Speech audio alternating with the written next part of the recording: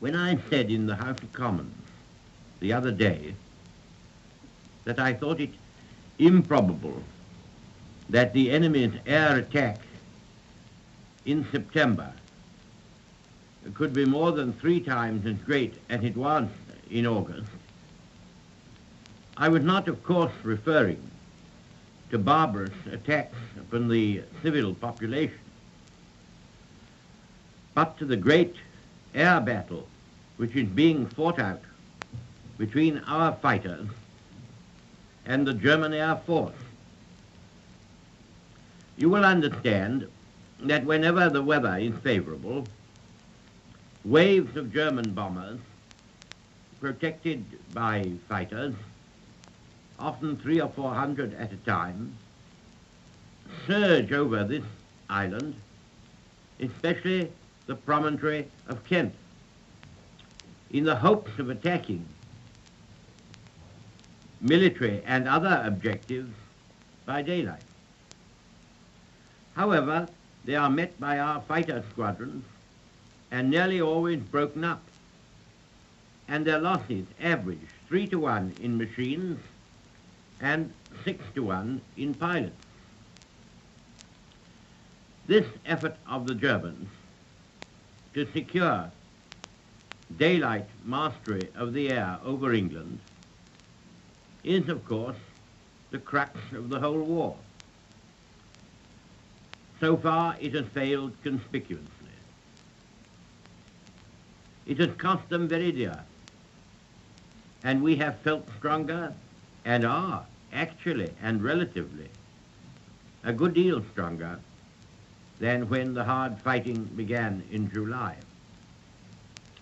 There is no doubt that Herr Hitler is using up his fighter force at a very high rate, and that if he goes on for many more weeks, he will wear down and ruin this vital part of his air force. That will give us a very great advantage. On the other hand, for him to try to invade this country without having secured mastery in the air would be a very hazardous undertaking. Nevertheless, all his preparations for invasion on a great scale are steadily going forward. Several hundreds of self-propelled barges are moving down the coasts of Europe from the German and Dutch harbors to the ports of northern France, from Dunkirk to Brest, and beyond Brest to the harbors, the French harbors in the Bay of Biscay. Besides this, convoys of merchant ships in tens and dozens are being moved through the Straits of Dover into the Channel, dodging along from port to port under the protection of the new batteries which the Germans have built on the French shore. There are now considerable gatherings of shipping in the German, Dutch, Belgian, and French harbors, all the way from Hamburg to Brest. Finally, there are some preparations made of ships to carry an invading force from the Norwegian harbors. Behind these clusters of ships or barges, there stand very large numbers of German troops awaiting the order to go on board and set out on their very dangerous and uncertain voyage across the seas. We cannot tell when they will try to come. We cannot be sure that in fact they will try at all. But no one should blind himself to the fact that a heavy, full-scale invasion of this island is being prepared with all the usual German thoroughness and method, and that it may be launched at any time now upon England, upon Scotland, or upon Ireland, or upon all three. If this invasion is going to be tried at all, it does not seem that it can be long delayed. The weather may break at any time. Besides this, it is difficult for the enemy to keep these gatherings of ships waiting about indefinitely, while they are bombed every night by our bombers, and very often shelled by our warships, which are waiting for them outside. Therefore, we must regard the next week or so as a very important week for us in our history. It ranks with the days when the Spanish Armada was approaching the Channel and Drake was finishing his game of bowls, or when Nelson stood between us and Napoleon's Grand Army at Boulogne. We've read about all this in the history books, but what is happening now is on a far greater scale and of far more consequence to the life and future of the world and its civilization than these brave old days of the past. Every man and woman will therefore prepare himself to do his duty, whatever it may be, with special pride and care. Our fleets and flotillas are very powerful and numerous. Our air force is at the highest strength it has ever reached, and it is conscious of its proved superiority, not indeed in numbers, but in men and machines. Our shores are well fortified and strongly manned, and behind them, ready to attack the invaders, we have a far larger and better equipped mobile army than we have ever had before.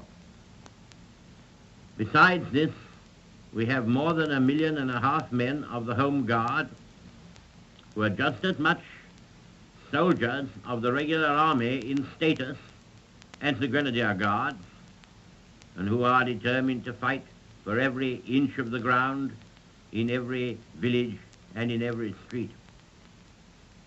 It is with devout but sure confidence that I say, let God defend the right.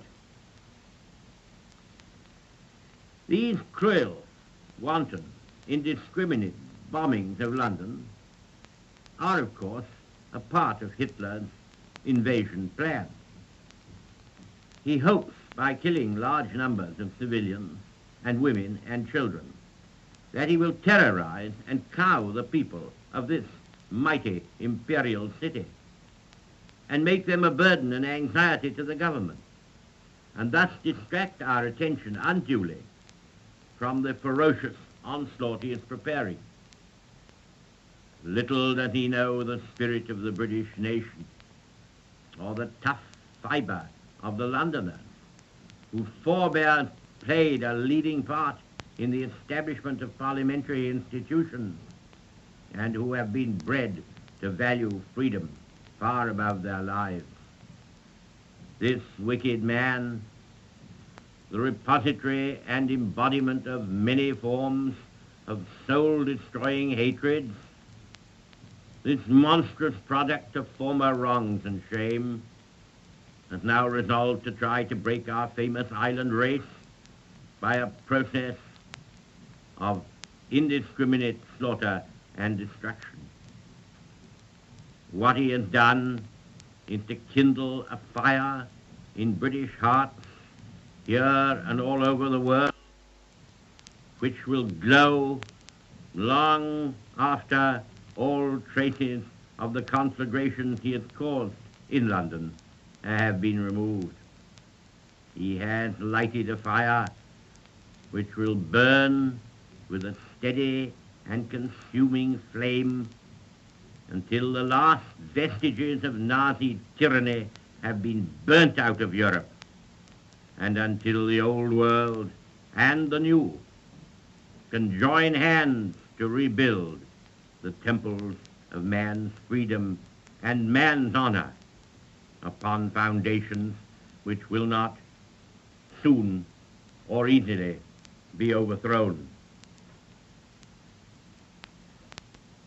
This is a time for everyone to stand together and hold firm, as they are doing. I express my admiration for the exemplary manner in which all the air raid precaution services of London are being discharged, especially the fire brigades, whose work has been so heavy and also dangerous. All the world that is still free marvels at the composure and fortitude with which the citizens of London are facing and surmounting the great ordeal to which they are subjected, the end of which, or the severity of which, cannot yet be foreseen.